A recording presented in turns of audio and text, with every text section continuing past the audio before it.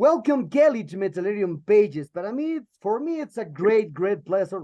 Cheers. Well, I here with my vitamins, but for me, it's a great pleasure to talk here about the Tilde Deer, this amazing first album outside the spiral, and more things related within the world, with the metal world in general. So, for this reason, when did the idea of making this new band start? And this is the first band influenced by the pandemic at the time that many people in the world had created music, etc., etc. Yeah, this is 100% created in that first stage of lockdowns, probably May of 2020, essentially. In a short period of time too. It was that early stage where everybody really didn't know, what was happening, and whether we were ever going to see each other again. And it was created this unusual tension that always translates to great art. I mean, whether it's when you go through things as an artist, they reflect in your music. And so as much loss and as much anguish as we went through during COVID, I still feel like it was a great period of time musically for me, because that's where all these songs came from. And so yeah, mid 2020 is when this all began. And I had just been writing atheist material. I was on my guitar, I was writing riffs and logging them on my computer. And I had been gifted a studio setup by a friend, and he sent it to me, and I was able to set up a multi-track studio in my house and just record songs that were very listenable. And so the first song I wrote was Outside the Spiral, and I just recognized that it was different than, it enabled me to use my singing voice as well as my screaming, plus some other new voices that I've never used before vocally. And so it was just it was a lot of fun, and it happened really, really fast. And I wrote a bunch of songs in a short amount of time that all had that same feeling, that desperation of, I don't know if there's going to be life tomorrow. Tomorrow's not a promise. We don't know what the hell is happening. Just write. And it reflected in this album. It's angry. It's scary. It's beautiful. It's hopeful, and it's destructive. It's a lot of different things that I've never really been able to tap into musically. So it's exciting. I can't wait for people to hear it. Yes. Well, the name fits for me perfectly for the Outside the Spiral. Very, very, very well fit name for this kind of music. So it is normal that the world media in the news reveals and more people talking about this first Till the Third album, because it's your new project. So you find the foundations of the technical progressive metal at the ends of the 80s, beginnings of the 90s. Before that, or before Chuck, he did it. Yes, So how do you feel any kind of pressure knowing that many people are waiting for this Outside Spiral? Pressure? No. I hope that they receive it the same way. That I hope it doesn't take 15 years for people to get this record like it took for 80 years. You know what I mean? I hope that people will expect that you're never out of me going to get some complacency, some the same old. I always want to try to move the needle, or move the boulder, as I say, and not just lean against it. And I don't mean to do it, but I just think it's just my nature to try to break rules and musically do things that you're not supposed to do. Yeah, I mean, I think I'll answer the question again, was because I think that it's never a pressure situation. Certainly not with this at all, because I never knew that this was going to happen. But I just think I naturally gravitate towards things that are different and things I'm not supposed to do, especially if I have the ability to do that, if I have the recording capabilities, where I don't have to go in a studio for $100 an hour and sit around and hope that I strike gold. So I think that it was just a time and a place, much like the way Atheist happened. I mean, I just hope that it doesn't take a decade or more for people to kind of get onto, because anytime you do something new, it takes people a couple of years to go, oh, I don't know if I'm ready for grungy, brutal, because I mean, that's how the album is. I mean, it's got a lot of grunge qualities to it, a lot of stoner rock. Stoner rock meets black metal meets, I mean, there's just so many different moments on this album that are not supposed to be together. you know, so you got all these awkward personalities in one room together. So, you know, what kind of party is it going to be? It's going to be a party unlike any party you've ever been to, you know, for better or for worse. You know, I mean, we'll see, I guess, how it plays out. But I'm proud of it. At minimum, I know that I did something different. I didn't just fall into the trends of today. I didn't just, you know what I mean? And it definitely was not intentional. It's just, it was a natural progression to be able to combine the two styles that I love the most. You know, I had Neurotica, which was a band that a lot of underground people don't really know about. In the late '90s and early 2000s, we signed a big record deal and had a lot of success, but that was completely separate from Atheist. So there's a lot of new Atheist fans and old Atheist fans that don't even know that Neurotica ever existed. But in that band, I sang, and there was a lot of harmony vocals, and I was able to do a lot of sort of groove orientated metal. And that band had a great run for about 8 years. And so this, you know, COVID created an opportunity for me to combine both of my loves, that style and my extreme metal love. And I added on blast beats and shit that I'd never done before with Atheist. So it just created a platform for me to be able to be whoever the hell I want to be within the song. And I found, you know, 4 or 5 different voices vocally that I never had before. Yeah, it's kind of cool. I mean, I really feel very third person to it. Because it happened, and then a couple of years have gone by, and now we're, you know, the record's coming out, and I almost listen to it from an outsider's perspective. You know, I know that at minimum it's different, and that's good. I like to be different. Okay, okay. And could we relate this first release to the first time you released the 80s album? Because in the end, this both band is different bands. Both bands till there and 80s is very different bands. Perhaps you have the same feeling that you got the first time when you are expecting the release of the first album from 80s. Well, I've had a couple of the people involved, Monty Connor being one, who signed us at Nuclear Blast, said that, you know, this is as different to what's happening today as Atheist was to what was happening then. And so I was like, okay, well, I hope not, because it took it took a really long time for people to go, you know. As I always say to people, you know, Atheist was like telling a joke and not hearing any applause for 15 years. You know, it's hard, you know, it's hard to be a comedian when nobody laughs for 15 years, you know. So, you know, it took a long time for people to understand what we were doing, combining jazz and metal and all that. And now it's widely accepted, and there's lots of great bands that have taken it way further than we did, you know, in brilliant ways. So now I feel like combining this 90s grungy stoner rock vibe with extreme metal is gonna, you know, it might take people a little while to swallow. Maybe not though, you know. Maybe people will get it right away. I don't know. How did you feel about it when you heard it? No, I feel many sensations because, well, I'm from the 80s. So when I hear for the first time 80s, I hear a lot of things. I just only lean down to the different kind of music. But that's why when I hear for the first time Mr. Bangle at the beginning of this, wow, this is amazing, very crazy music, very crazy 80s, wow, what the name it. So I always related with the crazy music. I don't know why. Since the 90s, I prefer the crazy music. One thing that you said a few minutes ago about this aspect, you don't follow trends. But the curious thing, you create trends.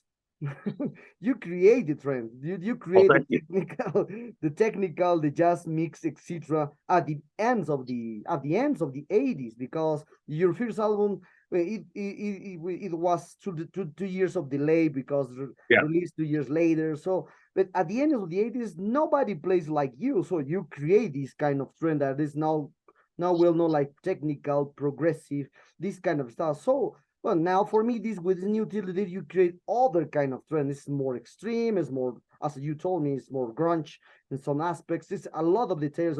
So if we related this impact, is this kind of music was entirely your ideas, or perhaps did you share the responsibility of composition with other members of the band?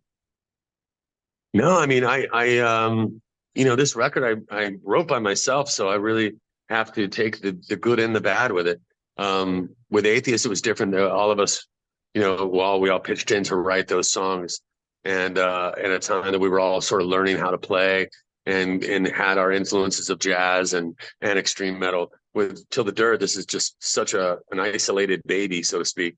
And no, there's really just no predisposition about this at all. I wish I could convince people to know that. I mean, it's just, this is honest and organic, and there's never a moment where I sit and go, I wonder what I should do. You know, I wonder what people will think if I do this. And I just don't operate that way. And and I've written a lot of shitty songs, you know what I mean, that have never been, released.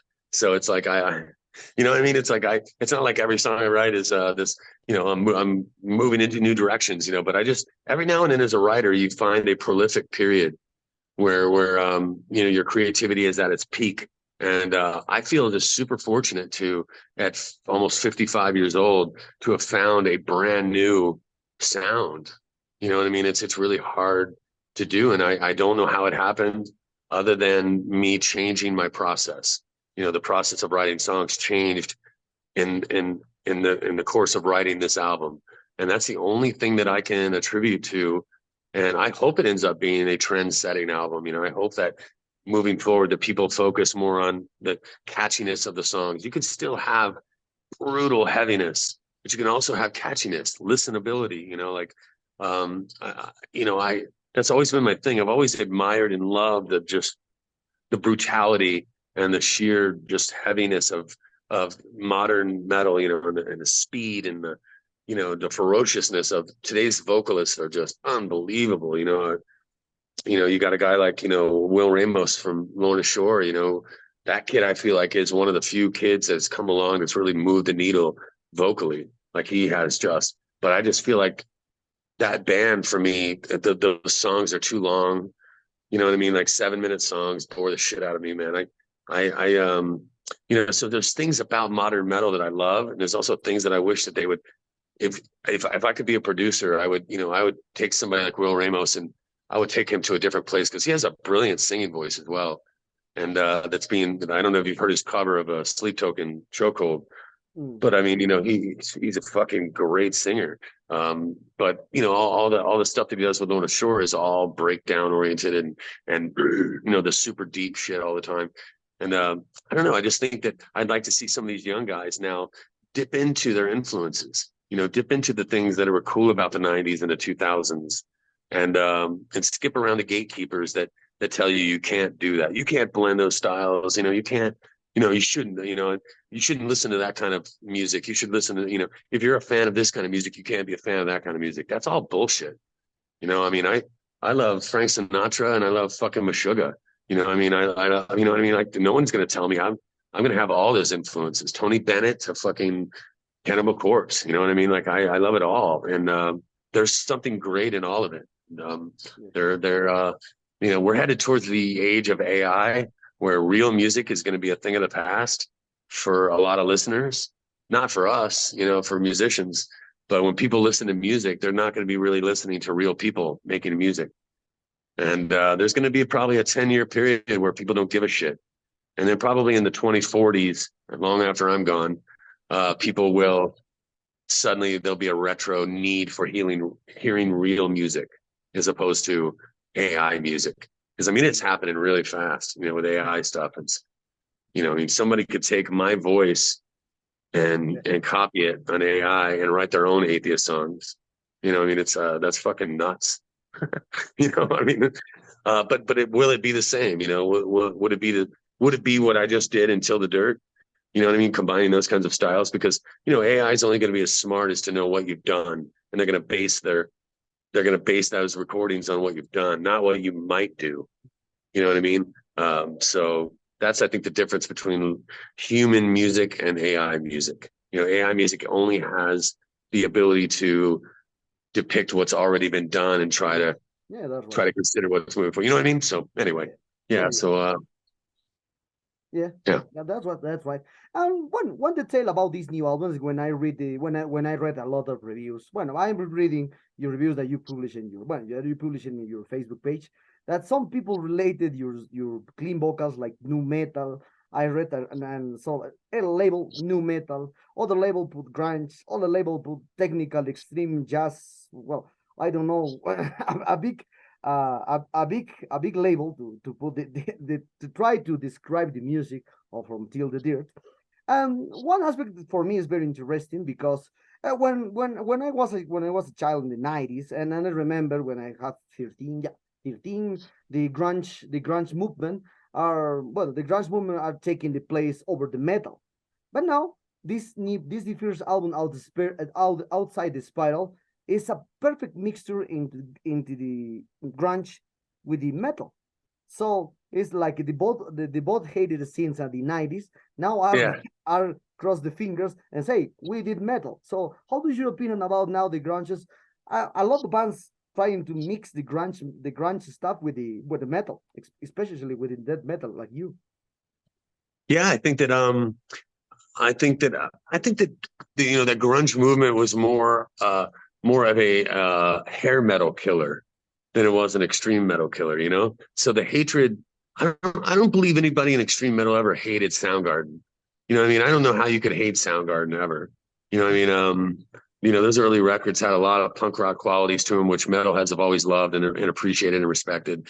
The early Alice in Chains, people might be on the fence about that. I know, my friend Terrence Hobbs from Suffocation, when I sent him a couple songs, he was like, "Oh, bro, I fucking hate Alice in Chains." And I was like, "How can you hate Alice in Chains?" But I love Terrence. He's just so real, and he's such a fucking, just a nose to the grindstone, hardcore metal guy.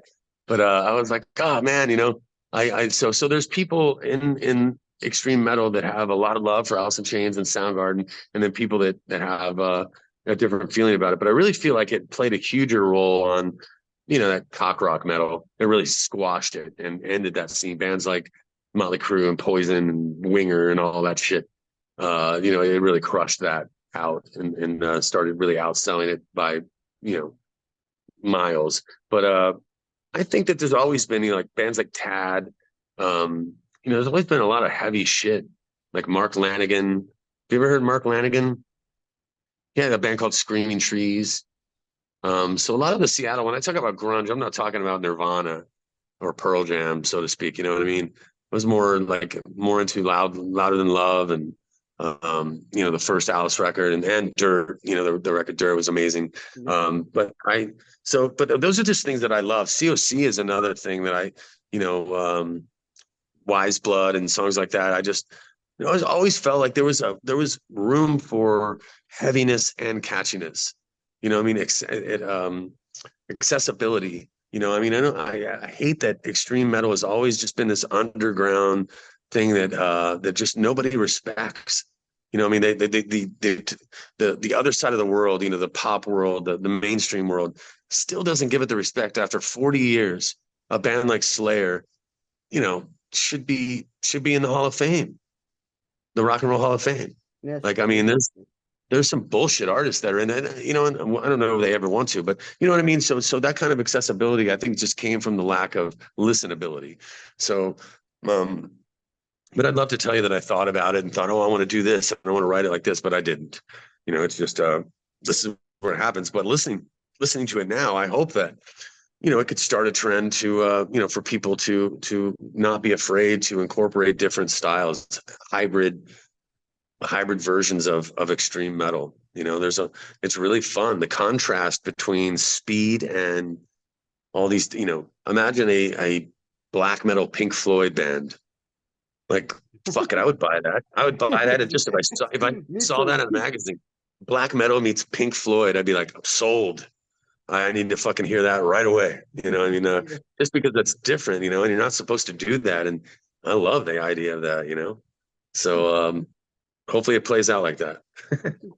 Okay. Well, listen to you right now. I feel that you don't have boundaries to create music, but there's a curious thing about your work over the time that with 80s when the other band, so that always you try to, well, you have patterns create for atheist, you have patterns to create with neurotica, and now did you think that with the kill the dirt or till the dirt will you create new patterns in your kind of create music?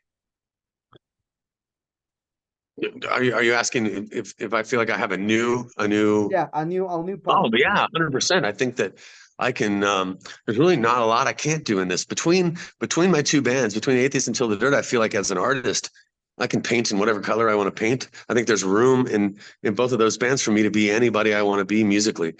Till the Dirt allows me to I feel like I could write a super sludgy, slow ass sleep type song.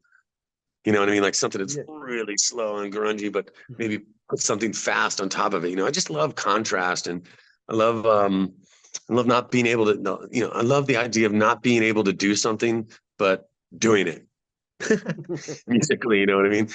Short of country music, though, you'll never find any country music in any of my music.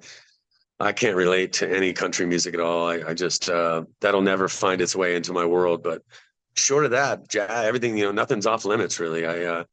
But my heart and soul is when I'm riding down the road and I'm on a road trip, I'm listening to Black Sabbath, I'm listening to fucking Deep Purple, I'm listening to Old Candlemass. I love that slow, grindy shit, Yeah. and stuff that's easy to listen to. But what I don't like about some of that sometimes is that that's all it does. And it just stays there. And it's like song after song. And I just wanted, so I just personally, I have a short attention span musically. So I think that's where my music comes from, where we're in this headspace. Whoa, we're going to switch over here now. No, we're going to jump back over here now. And so it's a journey, I mean, almost like a roller coaster, roller coaster goes slow, goes up the hill. There's the anticipation, and then you go, whoa, you come down a roller coaster and you're going really fast. You're like, holy shit. And then it slows down again. And I think a song should kind of be like that, for Okay, me. okay, okay. And with this aspect, when you have the boundaries, you told me, and really I believe you because I listen all your projects until now. And what do you hear perhaps this aspect of the sensations when the people when can feel or can see colors when they listen the music, can see colors, smell taste, or perhaps feel some kind of of situation of lines into the music. Perhaps you hear about the word synesthesia? So I think that, visions, when you hear things, are really, really important, be it colors or visuals. And, music should elicit like a cinematic response in your brain. You know what I mean? And that was one of the things that I first heard about Till the Dirt. To me, it sounded very cinematic. It sounded like and it sounded like visuals that I've never been a part of. Like it sounded really icy and cold and dark. It sounded like dead trees. It sounded like you know just it sounded in a way that I've never felt that I've ever sounded before.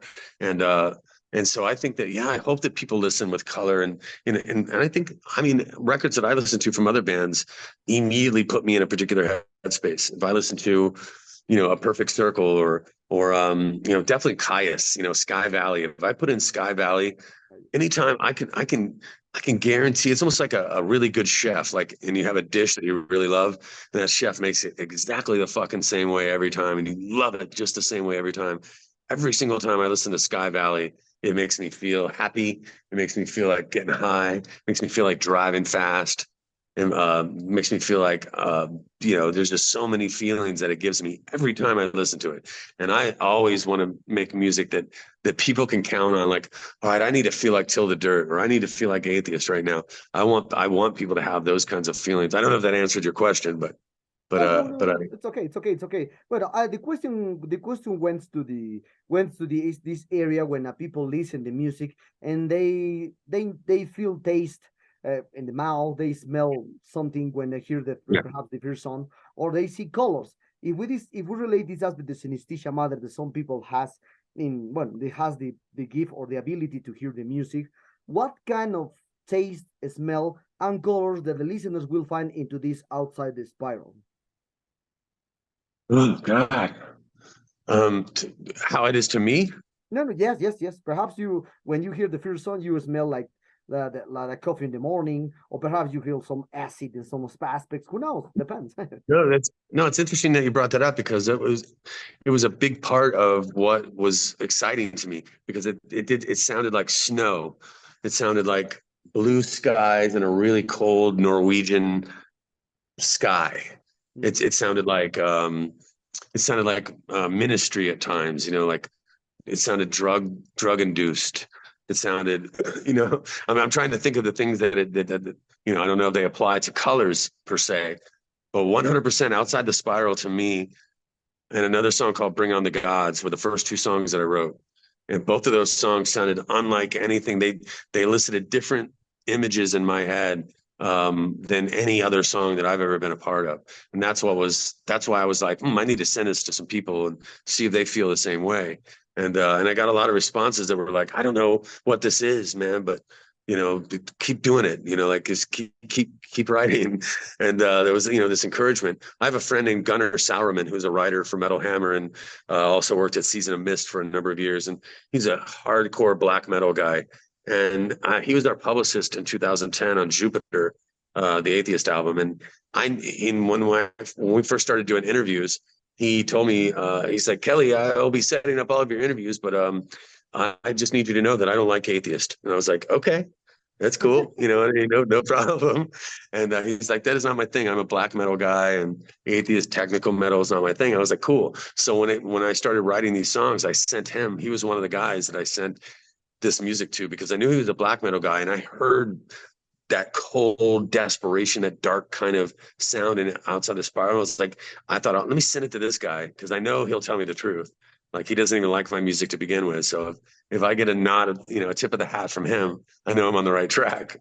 And he was just overwhelmed. He was like, holy shit, this is different. This is different. And he felt that black metal vibe as well. And I don't have a black metal background. Like, I couldn't name any black metal song. I don't even know where that comes from, but I just think it inadvertently somehow it came to be, where it had that feeling that it sounded very Swedish or Norwegian or something, and they combined with grunge and all these different things that aren't supposed to go together. I mean, I think Entombed actually did a little of that. I think Entombed was a band that kind of dabbled in a lot of different vibes, and I think that was one of the greatest things about Entombed. That they were willing to kind of slow it down and groove it out a little bit at the same time, go really, really fast. So. Yeah. So we are very close to finishing this interview, Kelly. And so that, what kind of plans do you have for this Outside the Spiral? Perhaps you will embark on tours. Perhaps you will bring videos because you didn't have videos for this new album. Perhaps World domination and lots of touring. You know what I mean? Listen, I got about another 10 or 12 years on this planet, and I want to make them good. I'm I hope I live to 90, but I doubt it. So I want to go down and see the world. I want to play metal for people. I feel like this album will really be unbelievable live. I think it'll be a really crushing experience. And I hope everybody goes out and checks it out. If you buy one record this year, go check this one out on August 25th. And at minimum, it's going to be something unlike anything you've ever heard. So for better, for worse, thanks for the support. And I hope to get out and tour, all next year on this, maybe even before the end of the year. It all depends on you, everybody, whether or not they like the record. So at the end of the day, I'm proud of it. And if I don't get to tour on it, then so be it. But I think that you'll find us out, and we'll have some different opportunities as well than Atheists would have had. It's a more modern metal sound, and so I think the opportunities might sort of pull themselves into focus. So hope they do. Cheers. Cheers. And one thing about you said, you told me that when we spoke about the messengers and Facebook, you told me that you decided to mix and master with Scott Burns, like a well-known musician, a well-known producer for the sound in US. But but your music is modern, completely modern. So what did you decide?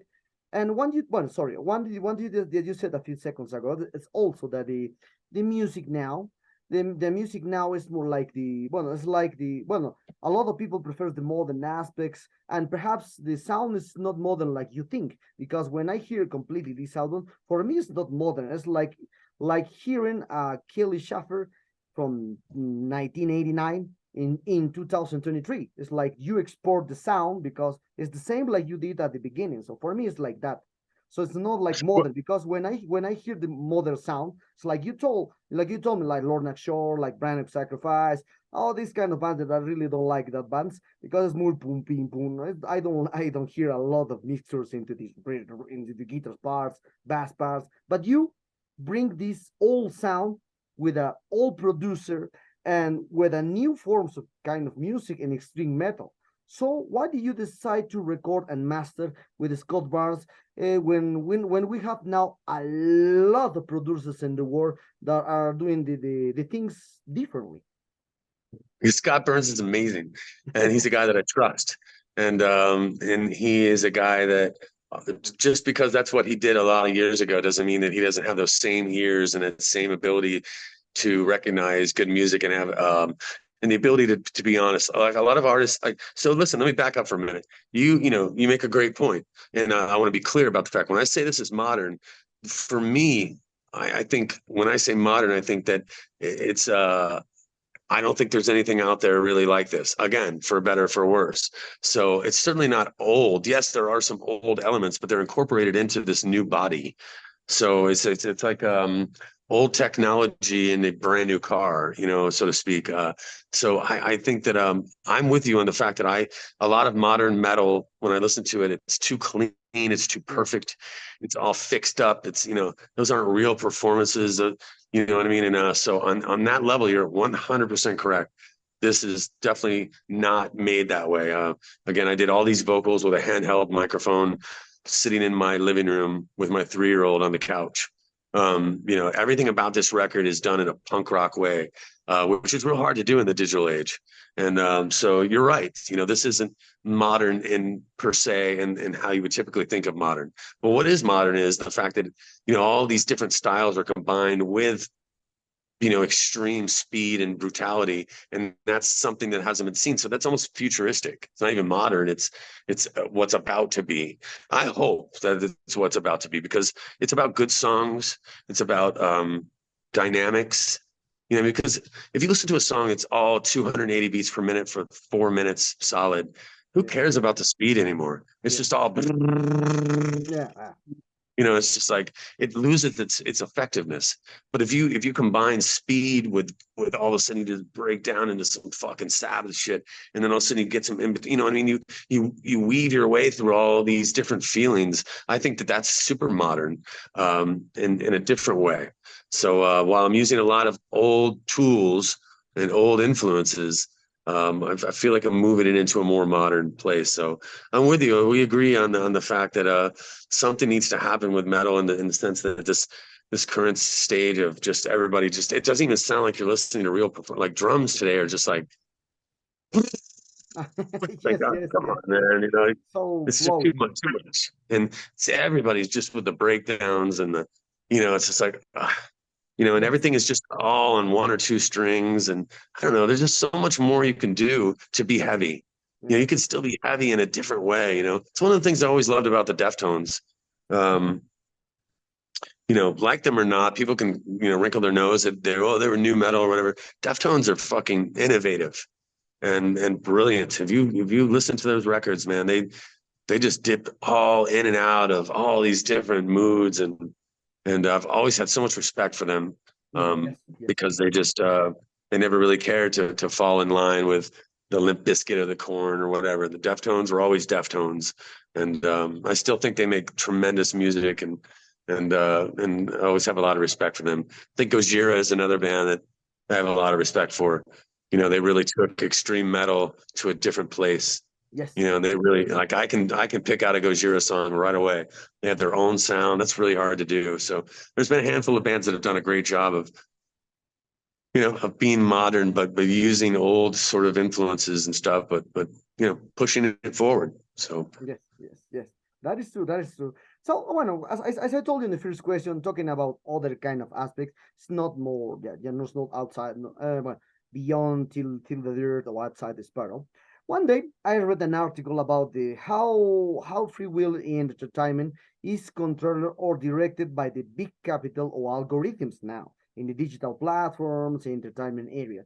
And it's not like the 80s or 90s anymore that you like something because of the cover, or because you found it attractive the cover and you need to buy that CD, that tape, and the magazine, all, and then it's bad or it's good. It depends because you that's the way it was in the 80s or 90s. And we did when this article, it was said that the free will is lost, especially for the new generations who are looking for whatever they are on YouTube, on Google asking for answers, or this kind of trends like TikTok. You just find TikTok trend, etc. So, do you think that the free will in the area of entertainment is lost now, and how this issue of algorithms affect your vision of making music? Well, I think that it's in a lot of ways. I mean, the average metal fan today is looking at a 1 inch by 1 inch or a centimeters. I don't know.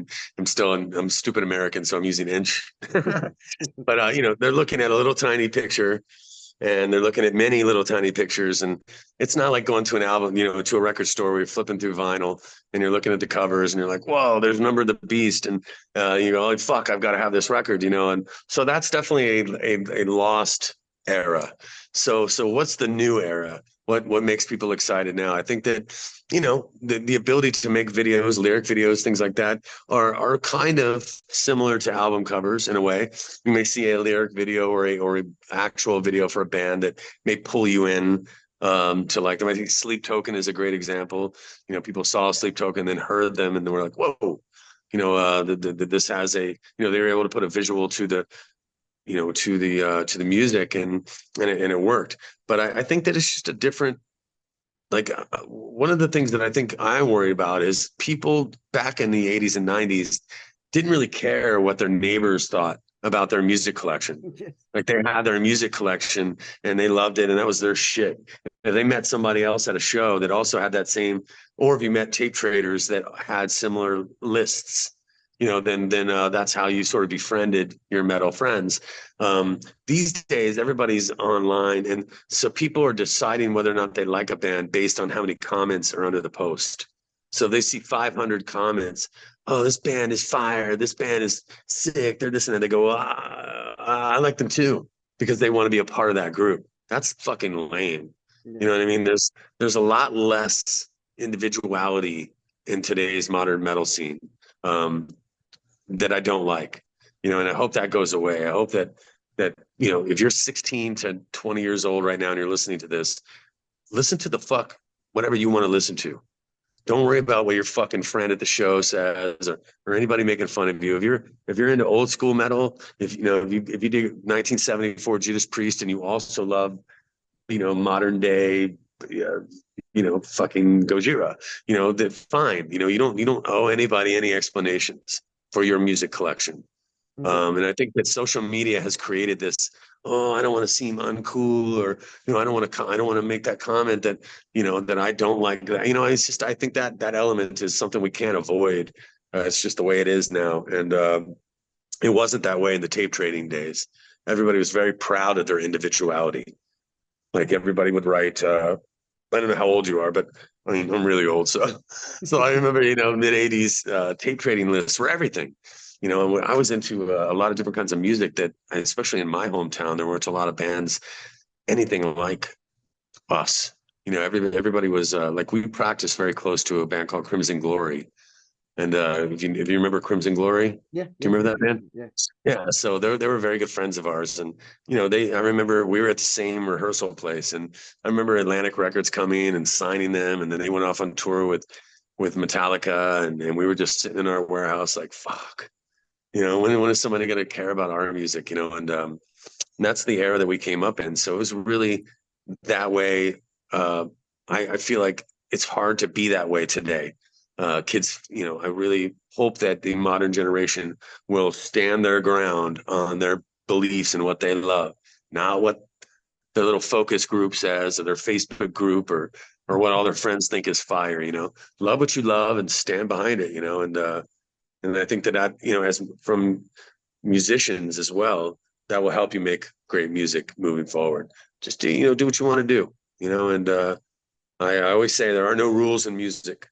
And if you're a musician, there are no rules. If you're a listener and only a listener, you're allowed to like 15 100 different kinds of music. Yes. You know, you don't owe anybody anything to your musical tastes. That's the soundtrack to your movie. Yes. You know what I mean? Like everybody has a soundtrack to their life.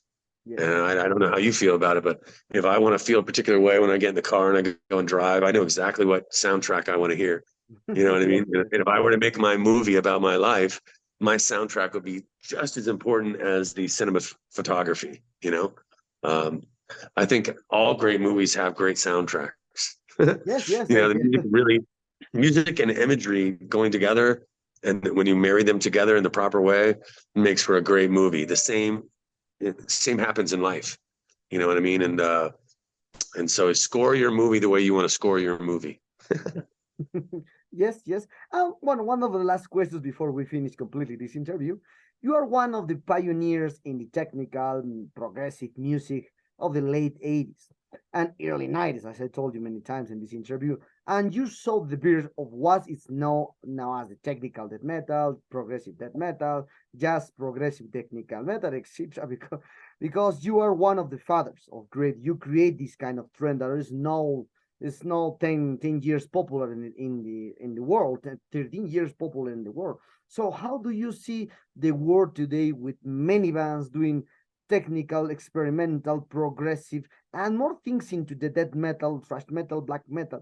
Do you think it's healthy for this style to have so many variations into it, or perhaps do you have a lot of bands, as you told me, Lord sure, good book, good singer, but the music is too loud or groove too this kind of It's stuff? too, yeah, I don't like so musically, you know, I don't want to be disrespectful, but I mean, I'm sure there's a ton of kids that love Lorna Shore's music, but to me, all that orchestration and all that stuff to me is just cheap, man. It's not, you know, I mean, I don't like it. That to me is not interesting, just to put keyboards and a bunch of fake strings and you know, and live, you have the backing track, and it doesn't create the cinematic moment maybe that they think it is. I do love the singer. I don't like what he does in the band. It's hard for me to explain. I just feel like he's a super talented kid. Like and with the right scenario, could really be great. He could make, you know, and I think he's, you know, he's obviously a very popular kid, but musically, Lorna Shore is not something I ever listened Yeah. to. You know, a lot of this modern stuff, I just, man, it's just, you know, do you know who I actually think is really good musically is Ginger. You know, like that band, Yes, yes, yes, the yes, band Ginger is fucking really, I mean, and the girl singing too is amazing. yes. But you know, for a very popular band, they're one of the few very popular bands that I think, you know what, hey, they're those kids are playing, like they're playing really well. Those are good musicians playing that music, and they just happen to be writing good songs as well. So I tip my hat to Ginger a lot, and it's not something I listen to all the time, but I can recognize when things are done well. And um, but today's technical music is just, man, you know, it's just gone. This is too much. It's not real. Like, you know, just pull it back a little bit and bring back the real. You know, bring back the real part of, you know, think about, like, especially if you think you're a complicated, complex jazz fusion metal band of today, and you're doing all this stuff that you know is just studio wizardry. Pull it all back, you know, and imagine what it used to be like back in the day when Miles Davis and those guys would just get together and improv for 2 hours. You know what I mean? And record shit like that. Get your band in a room and just fucking press record and jam for 2 hours and see what kind of technical shit you come up with then when you're really on a tightrope without a net.